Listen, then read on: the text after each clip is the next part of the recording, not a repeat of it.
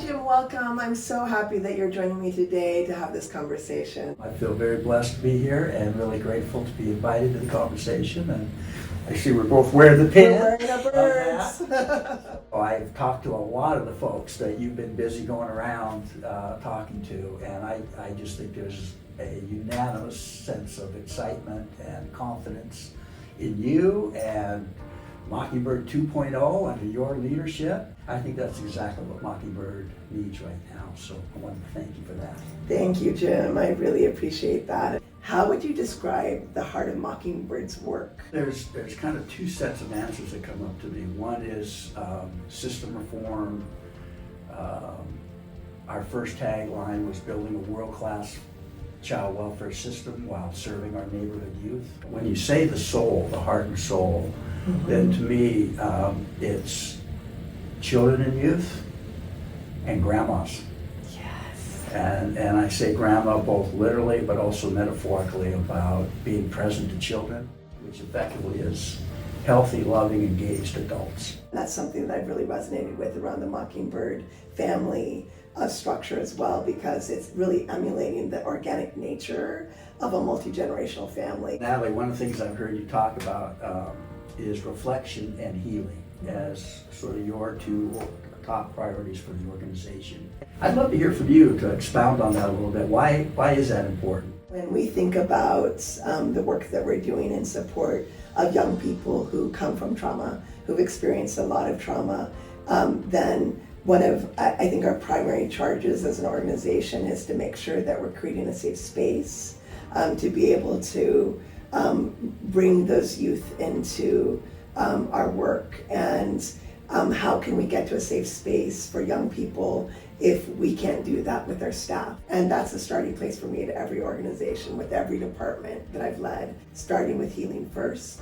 That pause, that time for incredible introspection and reflection. So then from there we can easily innovate and imagine what our future could look like. So Jim, what aspects of Mockingbird's legacy do you hope to see preserved in the organization's future?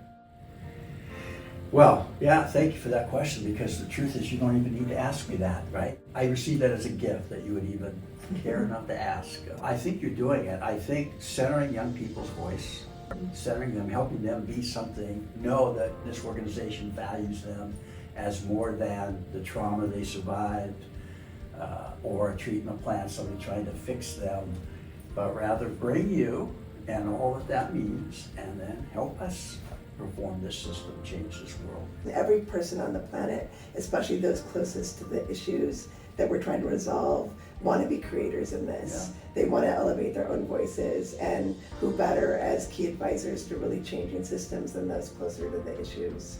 So thank you for your early vision and support of the young people that we continue to serve. I want you to know I trust you, and I want to support you, and I want to support your vision of building on what is. Where do you hope to take this organization?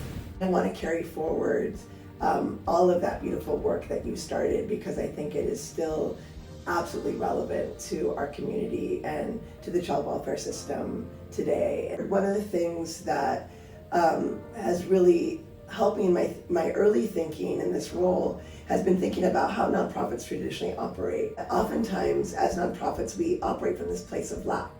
You know, we're really always thinking about not having enough. Now, I've actually flipped that in my work. I've always come from a place of leading from the end. So really imagining, what would it feel like if we had a transformed system, and then backing up from there and really leading towards that vision? What would it feel like if our system was truly working, if it really served the human beings that we intended it to? Another piece of it is again, I think nonprofits and government have often invested in infrastructures that serve champions who have amazing passion around the values, vision, mission of the organization, and come in with incredible skill sets. But ultimately what happens?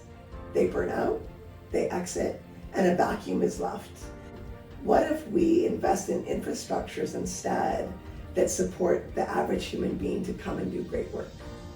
And that's what I'm really thinking about, the rebuilding component of our work. How do we invest in an infrastructure that really supports staff across the agency in service of mission in a way that's balanced and healthy and whole? So again, that we can create the safe places for the young people to join us as our key advisors and our vocalists, so to speak, at the legislative level. You talked about the scarcity model and the abundance model. Mm-hmm. If you do good work and people are seeing the benefits of that work, That's right. the money will come. Mm-hmm. But don't chase the money, That's chase right. the outcome, chase the vision, chase the mission. Exactly. And that keeps you rooted in mission, Yes. right? Yeah. I love that you said that, Jim. Again, I think we're in great alignment about how we think about this work. Jim, this has been just wonderful as always. I so enjoy meeting with you, and I feel like every time we meet, I get another tidbit of wisdom that has been really invaluable to me. So thank you. I just really appreciate you each and every day. Well, that's really kind. I want to just also say that 5-year-old child that doesn't even know she's going to be in foster care, that 19-year-older sleeping under the bridge, that's who I work for, and I know that's who you work for, and that's really who Mockingbird Society is about. So again, I want to thank you for reflecting, rebuilding, and reimagining for that 5-year-old and that 19-year-old. Thank you. And I thank you too, Jim. I appreciate you so much.